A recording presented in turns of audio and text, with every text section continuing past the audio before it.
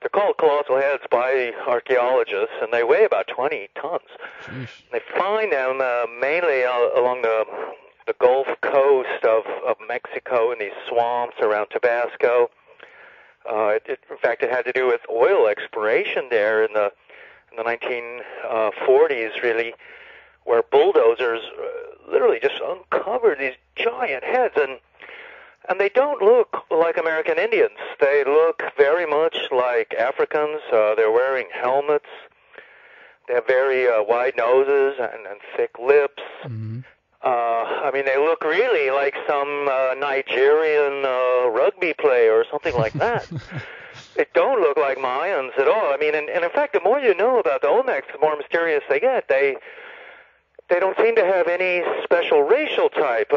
Many of them look like Africans, but other Olmecs look very Chinese, extremely Oriental, and while even other Olmecs look like they're Phoenicians or Romans or some kind of Mediterranean sailor with thick mustache and thick beards, and they're often wearing turbans.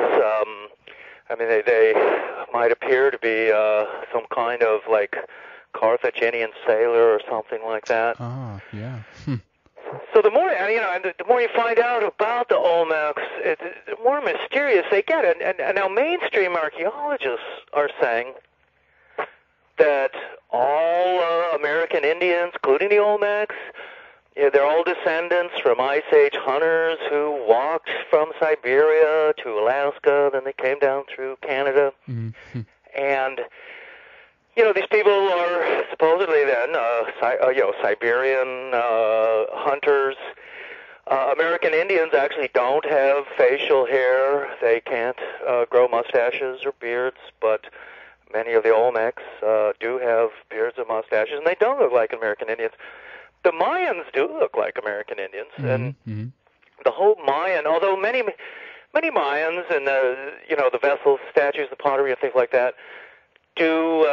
They also some of them have beards and look different, but the Olmecs particularly look very multiracial in some ways, a lot like America is today, where America is often called a melting pot of different ethnic groups from all over the world. Mm-hmm. We've got Africans, Asians, Europeans, and American Indians. And then Olmecs are a lot like that, too, where you have these very different racial types. But the mainstream archaeologists, are saying, no, these guys aren't from Africa. There's, not connections across the ocean somehow. Mm-hmm. I mean, this is what they're saying. Mm-hmm. That, these giant heads, well, they look like Africans, sure, but they're not Africans. They just kind of look like that, but if you were really a trained archaeologist, you would realize they're just American Indians, just like all other American Indians. They just happen to look like they're Africans. Huh. Part of the problem, Frederick, with all that, and the main theories that we get today in archaeology, especially here in the U.S. and it's going on in Europe too, largely, is that archaeologists look at oceans as barriers, and according to them, ancient people can't just get into a boat and cross the Atlantic or cross the Pacific, going to South America or North America or something. No, people have to walk places, and so. As an example, if there's some kind of Negroid, statues and villages or something down in Mexico, well, those people didn't arrive by boat. They had to walk. They had to, and of course, they had to somehow they walked up through Siberia. They walked all the way down through Canada. And the whole idea that these oceans are barriers, it's unscientific, really. Oceans are highways, not barriers. That's an easy way to go someplace. Yeah, that's right. If you're trying to go from China to Mexico, to get in a boat is a lot easier than walking thousands of miles through hostile tribes and fighting your way, slowly. When in a boat, it's so much easier to go. That's right. But this is the big schism in archaeology right now, and it's what's known as isolationism versus diffusionism. The isolationists are the professors teaching in the universities in Harvard and Yale and University of New York, and they're saying that the Olmecs, the Mayans, the Incas, all these American civilizations, they're isolated from each other. They're isolated from, the old world too. I mean, not only say Peru and the Incas, they didn't, they were isolated not just from Asia and other civilizations across oceans, but they were even isolated from, North American civilizations, such as those in Mexico, or civilizations, of, say, the mound builders of the Mississippi or something like that. The whole idea that people weren't in contact, that they didn't trade with each other, that for some reason they didn't build boats, they didn't travel, across any oceans or any distance. They were isolated from each other. This is what they're teaching in the universities, but the diffusionist view is totally the opposite, where even ancient cultures are in connection with each other, that transoceanic voyages of traders were going across the Atlantic, they were going across the Pacific, across the Indian Ocean, and ultimately traveling all over the world. I mean, part of the whole idea, too, is that this is all about, in all my books, I talk about this, and books on Atlantis and Lemuria and other ancient civilizations, whether it was the Egyptians, the ancient Hindus and Buddhists, Chinese, Olmecs for that matter, that people just like us, even taller than us, with bigger brains, have existed, for 100,000 years. People, who have the same sense of adventure and curiosity, wanting to trade items, and that they would actually build boats and go places. I mean, this has been going on not for just 1,000 years. This has been going on for tens of thousands of years. People building boats, people traveling across oceans. We have this too in the Pacific, where you have islands such as Bali and Indonesia. I mean, at one point, all of Indonesia and out into the Pacific was a Hindu territory, and Vedic explorers, and they had to go by boat. They were leaving India and Southeast Asia. They were going to the many islands in Indonesia. But from there, too, they would go farther out into the Pacific. They'd go to the Solomon Islands, to Vanuatu, to Fiji, and to Tonga.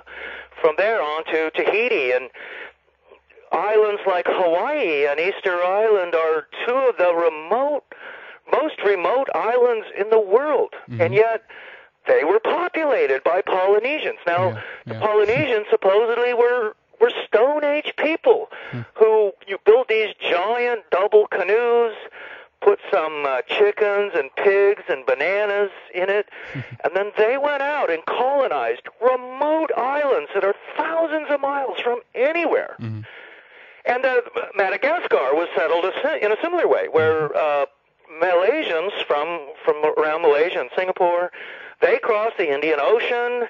They settled Madagascar. Again, they were some Stone Age people doing this, in prehistory thousands of years ago. But what mainstream archaeologists are telling us is that, yes, it's okay for some prehistoric Stone Age Polynesians to get in their canoes, travel out into the middle of the Pacific, settle islands thousands of miles from anywhere. But sophisticated navies and civilizations couldn't do that. So, in other words, the Egyptians, the ancient Hindus, the ancient Chinese, Vikings even, you name it, from the Basques and Moroccans, Romans, Greeks. All of these countries had huge navies, giant ships that they sailed. They took them, all over the Indian Ocean. They went out into the Atlantic. They had ships much bigger than any ships that Columbus had or early Portuguese explorers. But even though these so-called sophisticated civilizations, with their giant navies, they can't go out into these islands. They can't go out and cross the Atlantic or go out into the Pacific to Hawaii. No, only Stone Age people from thousands of years ago. They can do it.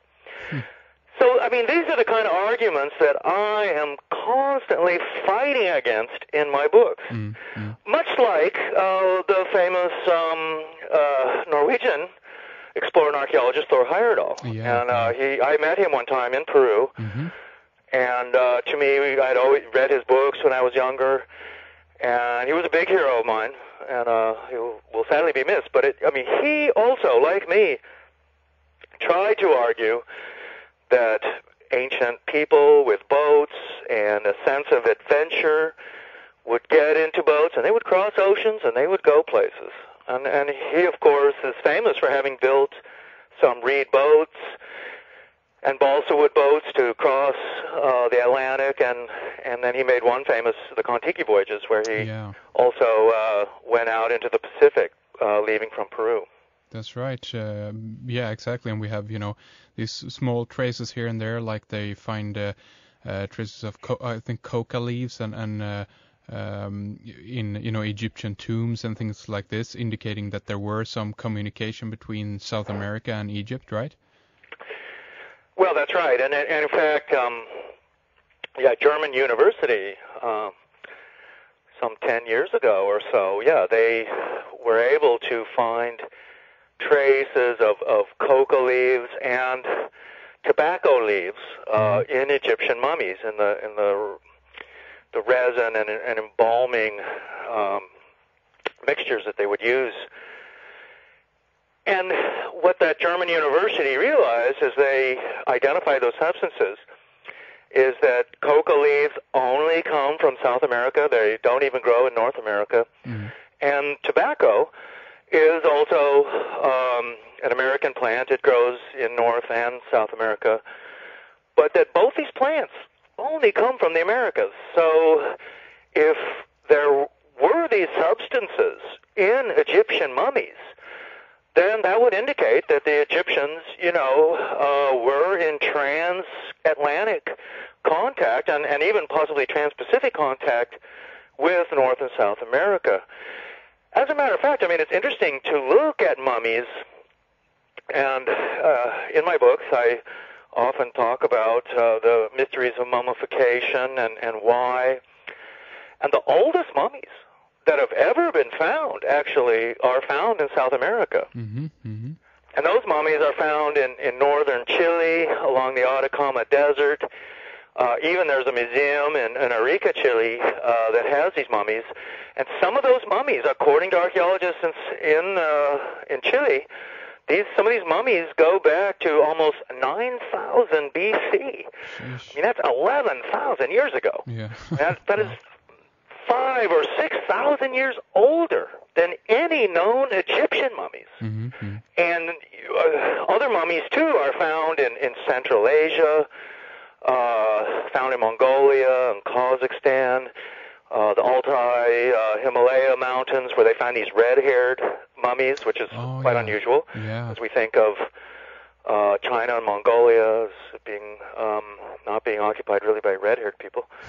So, you have this whole idea of how old civilization is, and so much of what we're taught really of Sumeria being, say, the oldest civilization, when in fact, many archaeologists now are realizing that civilizations like Egypt, ancient India also as an example,